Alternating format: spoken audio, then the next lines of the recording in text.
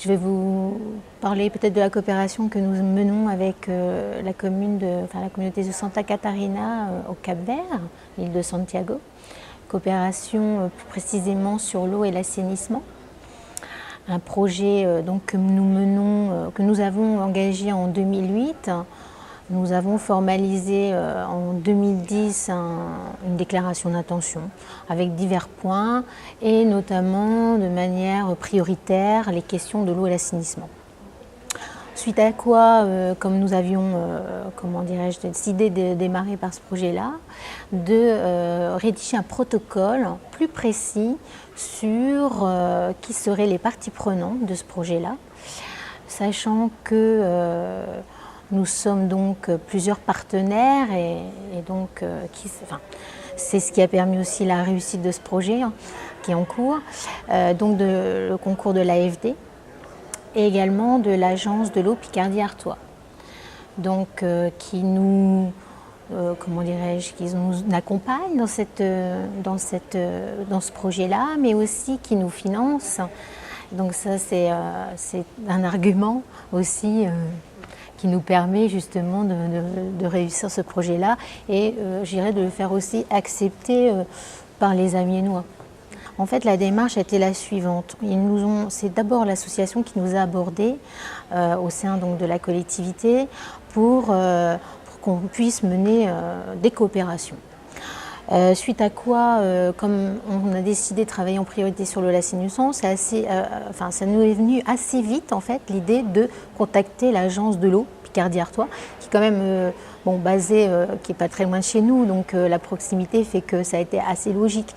De fil en aiguille, là encore, en faisant quelques recherches, on s'est vite rapproché de l'AFD, donc c'est les cordes, effectivement. Alors peut-être que jusque-là, on n'a pas connaissance du lien qu'a l'AFD avec les collectivités, mais on s'aperçoit que ça a tout son sens, puisque nous, on est vraiment le contact avec les citoyens, on est proche des préoccupations, on va dire, et on a les contacts donc avec les communautés, notamment pour nous, communautés quand même fortement représentées, puisqu'il y a 2000 Capverdiens de cette région-là, donc c'est pas négligeable, et c'est pourquoi on a souhaité effectivement mettre ça en avant. Et donc ce partenariat-là s'est fait, j'allais dire, presque naturellement. Le projet concrètement, c'est quoi? C'est en fait un accompagnement des services techniques de l'eau de Santa Catarina par nos services de l'eau à Amiens. On a cette compétence-là en régie, on sait faire, on a une expérience, un savoir-faire, et l'idée c'était pas d'imposer notre savoir-faire à ces personnes-là, mais vraiment être dans l'accompagnement, leur montrer ce que nous faisons, les outils qu'ils peuvent utiliser ou pas. Concrètement, comment ça se passe? Les responsables ont été reçus à Amiens. Ils avaient d'abord réalisé une formation théorique à Limoges, donc c'est un institut de formation au niveau national.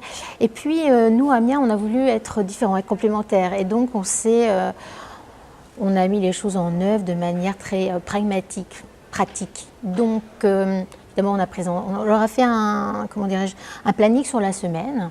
Donc on a voulu à la fois convivial, évidemment, de formation, donc très intéressant, qui repartent avec des idées d'application dans leur système. Et donc alors ils ont visité des stations d'épuration, je n'irai pas jusque dans le technique, mais en tout cas ils ont vu les laboratoires, tout un tas de sites qui peuvent vraiment leur permettre de progresser. Nous avons aussi l'agence de l'eau Picardie-Artois qui est venue présenter l'agence, donc ça c'était très intéressant. Pendant leur séjour à Amiens, on a eu aussi l'ambassadrice du Cap-Vert qui s'est rendue à Amiens, ce qui a aussi renforcé là encore le lien qui est très fort déjà, mais disons que c'est toujours bien aussi. Et puis, alors, pour reprendre sur le projet par lui-même, ça c'est une première phase. L'idée de prévoir au courant novembre le départ d'un de nos techniciens pour une expertise, un diagnostic, voir un peu comment ils ont appliqué ce qu'ils ont vu sur Amiens, si c'est adapté, s'il faut réajuster.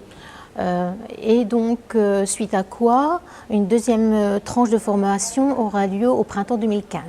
Et là, ce ne sera plus les responsables, mais les agents qui auront en charge, plus spécifiquement, voilà, la mise en œuvre. Alors, ça peut être la facturation, ou la gestion, enfin, voilà, vous imaginez. On a voulu, comment dirais-je, Small is Beautiful, démarrer gentiment par des petits, mais que ça s'étale dans le temps. L'idée, c'est de ne pas faire une opération coup de poing et puis après on s'en va. L'idée, c'est plutôt d'étaler la relation, puisque nous, c'est une, voilà, notre relation, elle se construit petit à petit. Hein, donc l'idée, c'est de continuer sur le long terme cette formation. Je dirais qu'au-delà de ça, il y a des aventures humaines qui se bâtissent autour des projets. Au service de l'eau, par exemple, on a des Capverdiens qui travaillent et qui ont reçu donc les Capverdiens lors de cette formation chez eux. C'était assez évident, on n'a pas eu à... C'est très familial en fait, hein. Il n'aurait même pas venu à l'idée qu'ils iraient à l'hôtel. Non, forcément, ils sont reçus dans les familles capverdiennes ou françaises, amiénoises du reste, puisque la communauté elle est assez élargie, hein, puisque les Capverdiens sont mariés à des Amiénois ou des Amiénoises. Donc voilà. Bon, oui, c'est important pour nous, pour les habitants, pour les élus hein, qui ont toujours soutenu, j'allais dire, ils se succèdent, mais ont toujours soutenu notre coopération. Je pense que c'est important de montrer l'unité, de la cohésion sociale. C'est un petit peu le message qui est porté. Oui, alors ils sont capverdiens, mais ils sont avant tout amiénois. C'est ça.